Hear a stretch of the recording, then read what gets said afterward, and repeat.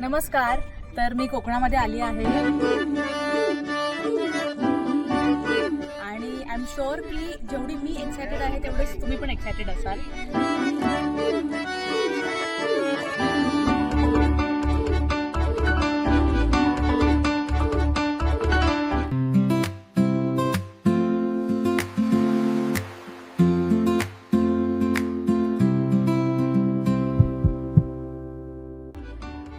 पावसाचे दिवस, आजूबाजूला पसरलेली ही सुंदर हिरवळ, धुके आणि कोकणातले हे वळणावळणाचे रस्ते. रोजच्या धकाधकीच्या आयुष्यातून जेव्हा आपण निसर्गाच्या इतक्या जवळ येतो ना, तेव्हा मनावरचा सगळा ताण कुठला कुठे पळून जातो. नमस्कार.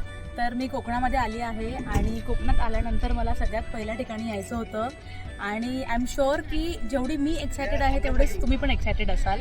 तर चला मी दाखवते मी कुठे आली आहे. तर आज मी आली आहे माझ्या स्वामींच्या चरणी.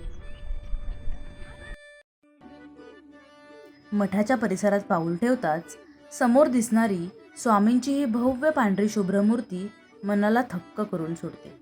आणि जेव्हा आपण मठाच्या गाभाऱ्यात प्रवेश करतो तेव्हा तिथलं ते वातावरण, स्वामींच्या चरणाशी वाहिलेली सुवासिक फुलं आणि पवित्र पादुकांचं दर्शन घेऊन मन अगदी प्रसन्न होतं.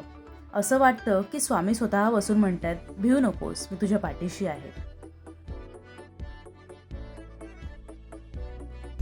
तर तुम्ही बघू शकता की किती छान परिसर आहे आणि खूप मस्त त्यांनी मेंटेन केलेलं आहे. खूप सारी झाडं लावलेली आहेत आणि नेहमीप्रमाणे स्वामींच्या मठामध्ये स्वच्छता तर असलीच पाहिजे. तर तुम्ही बघू शकता इथलं हवामान इतकं आल्हाददायक होतं की तिथून पायच निघत नव्हता. आजूबाजूला असलेली झाडं, पानांची होणारी मंद सळसळ आणि संपूर्ण परिसरात पसरलेली एक विलक्षण शांतता. इथे कोणतीही घाईगडबड नाही, कोणताही गोंगाटा नाही.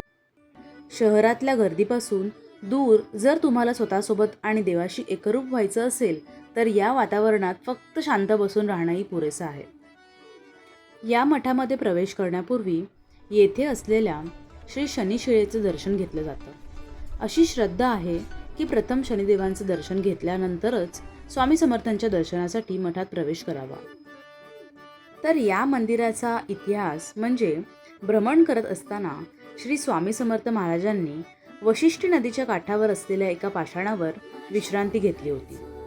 तोच पवित्र पाषाण आज या मठात जतन करून ठेवण्यात आला आहे. स्वामी भक्तांसाठी हे स्थान अत्यंत श्रद्धेचं मानलं जातं.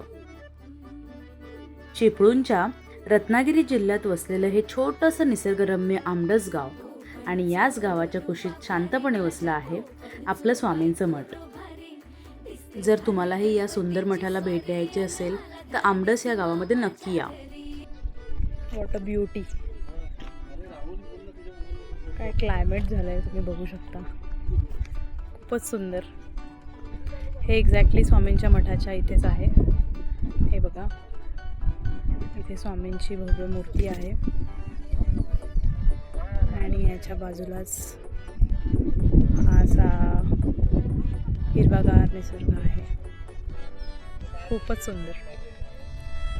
तर खरंच नक्कीच तुम्ही जर चिपळूणमध्ये आलात तर या मंदिराला खरंच नक्की भेट द्या.